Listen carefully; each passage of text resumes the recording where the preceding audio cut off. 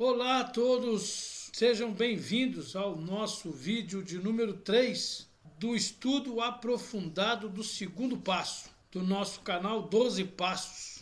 No vídeo 1, nós vimos trecho do texto básico que dão base à minha maneira de ver essa segunda sugestão para a nossa recuperação, que são as questões da mente insana. As mudanças necessárias de ver as questões de nossa vida.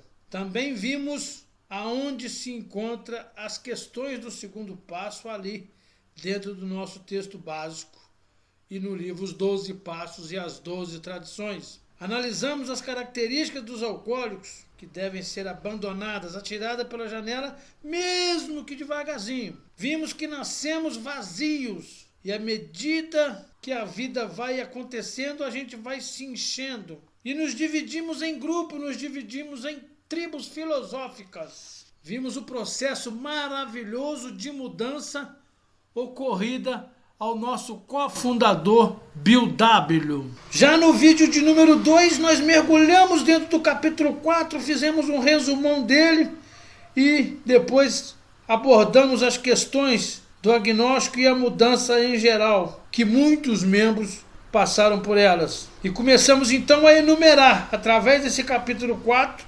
algumas das características do alcoólico. Primeira, agnóstico. Segunda, crente cheirando a álcool. Terceira, ateu. Quarto, cético. Quinto, beligerante. Sexto, preconceituoso. Sétimo, antirreligioso. Oitavo, teimoso. Nono, suscetível. Décimo, paradigmas e ideias fixas ou síndrome da Gabriela. E a 11ª, autossuficiência.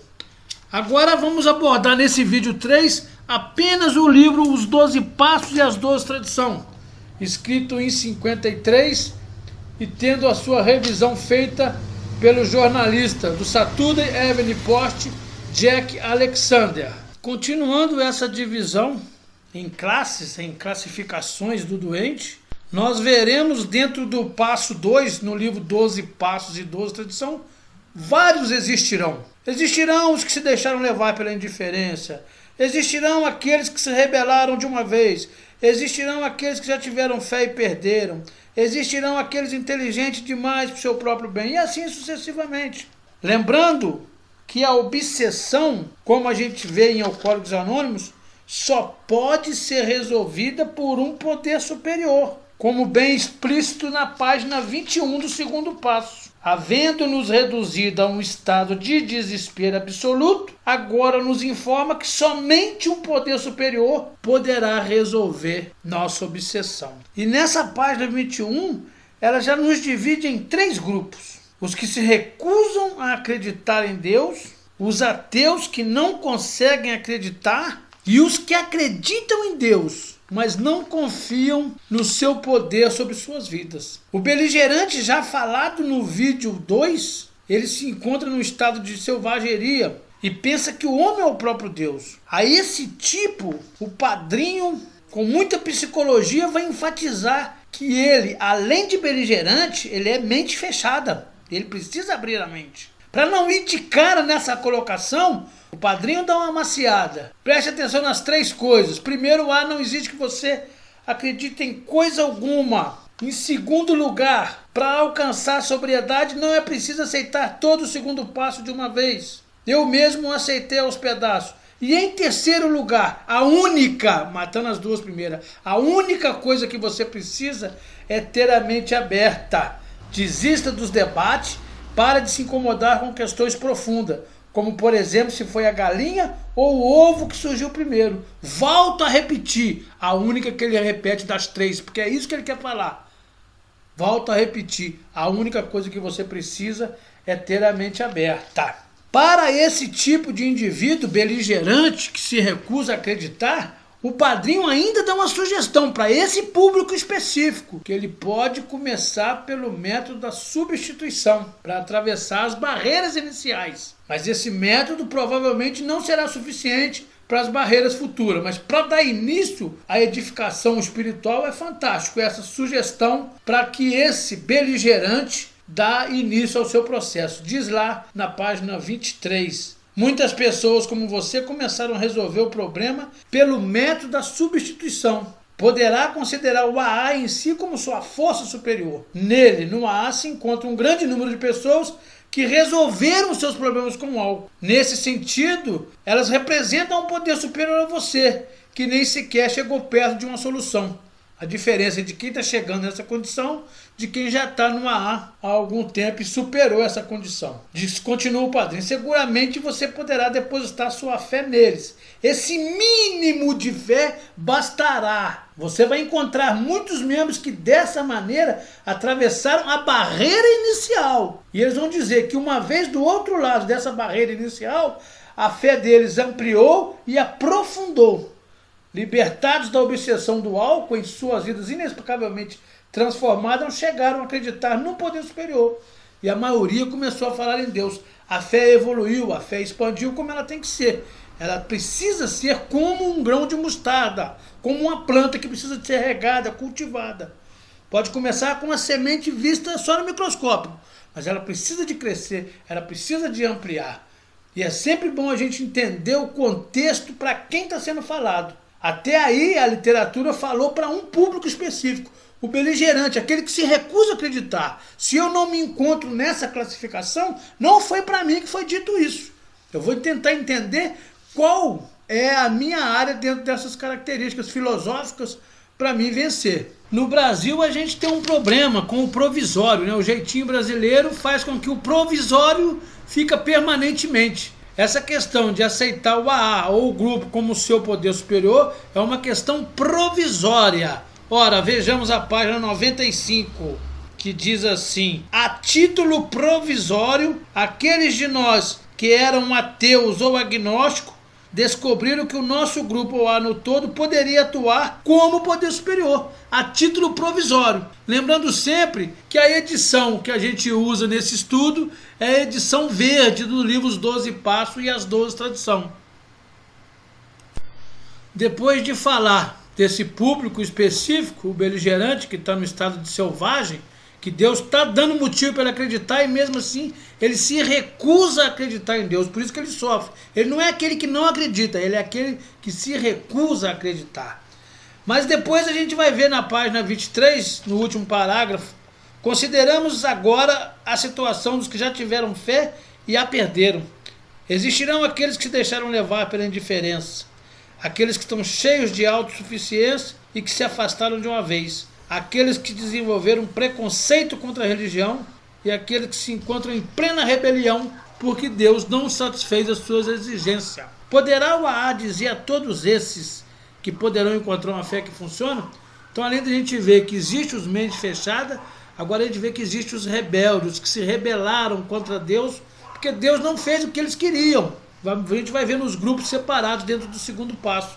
Depois a gente vai se unir para que a gente vá para uma mesma direção, mas cada um tomou uma direção intelectualmente falando. Essa é a visão que o segundo passo no livro verde quer nos dar. Bom, então existirão essas classificações ou grupos, como mostram o segundo passo: os mente fechada, sua mente é como paraquedas, só funciona se for aberta; os rebeldes, que se rebelaram contra Deus, porque Deus não os atenderam; e aqueles que se afastaram de vez, um outro grupo de pessoas, aqueles que pensam que a fé é para a fase da infância e para a fase da velhice.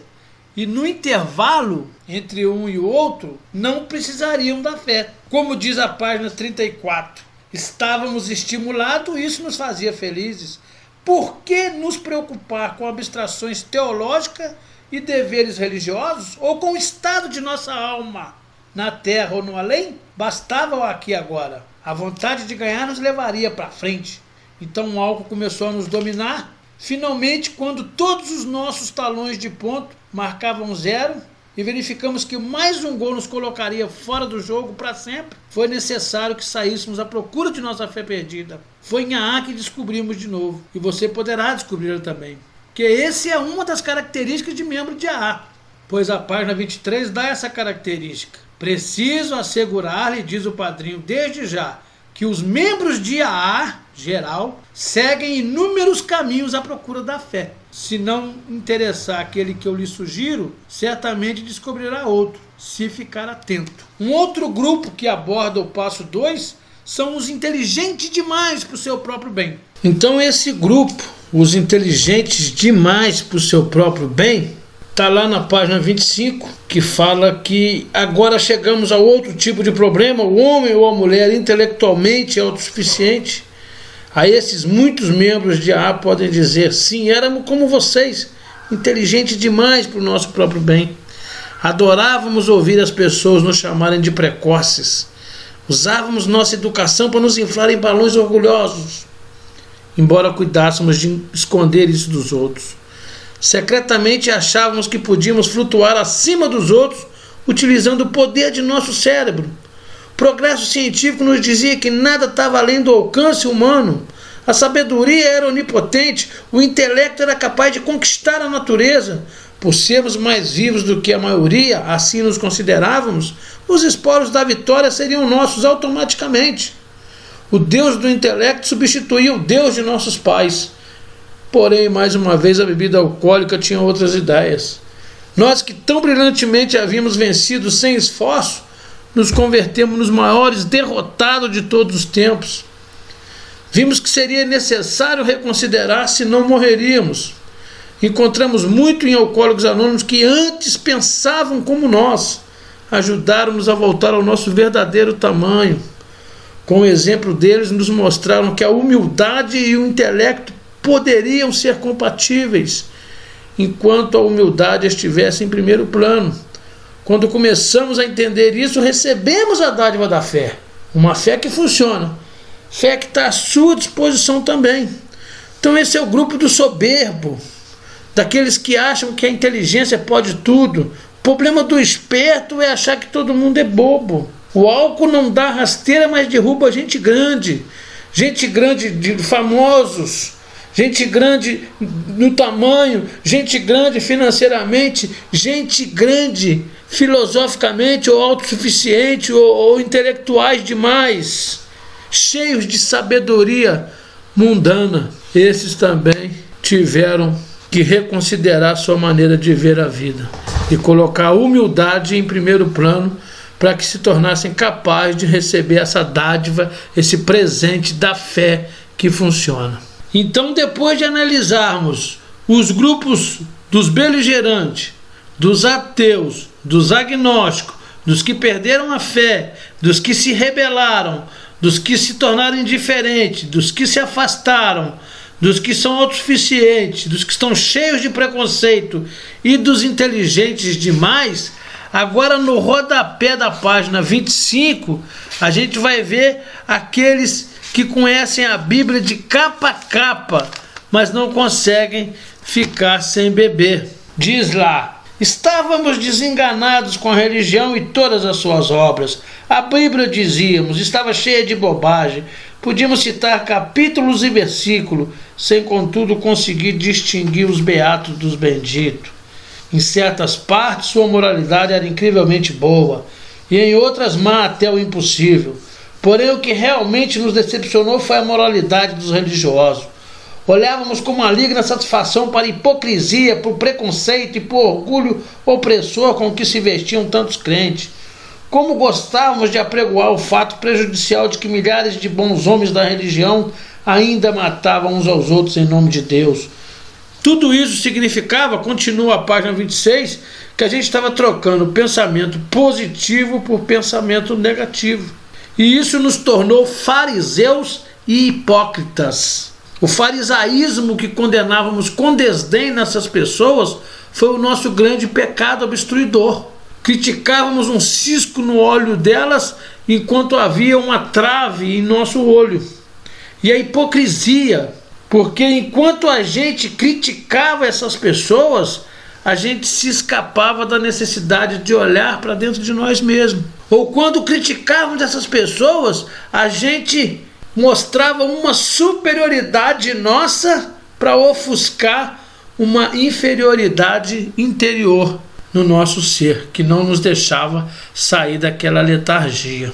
Então nos tornamos mais essa qualidade filosófica, mais essa condição filosoficamente falando, em hipócritas e fariseus.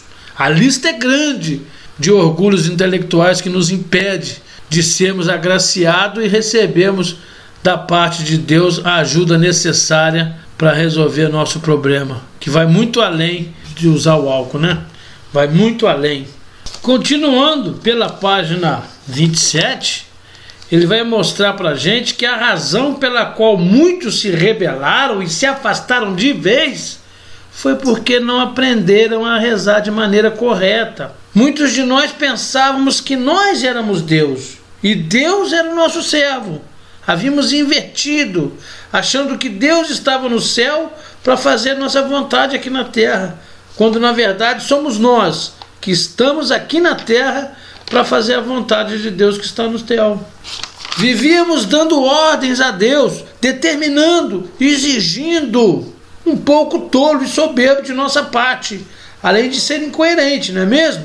Em vez de confiarmos em Deus, nós o desafiávamos. A fé estava totalmente de forma equivocada, porque diz a página que a fé significa confiança e não o desafio. E o último grupo a ser apresentado é aquele indivíduo cheio de volume religioso, super devoto, cumpridor dos seus deveres e observações religiosas, cheio de promessas. Ele põe muito volume e emocionalismo, se esquecendo que o que realmente importa é a qualidade da fé e não o volume religioso. Toda a esterilidade da fé é oriunda do fato de nossa casa estar suja. Finalizando a página 28.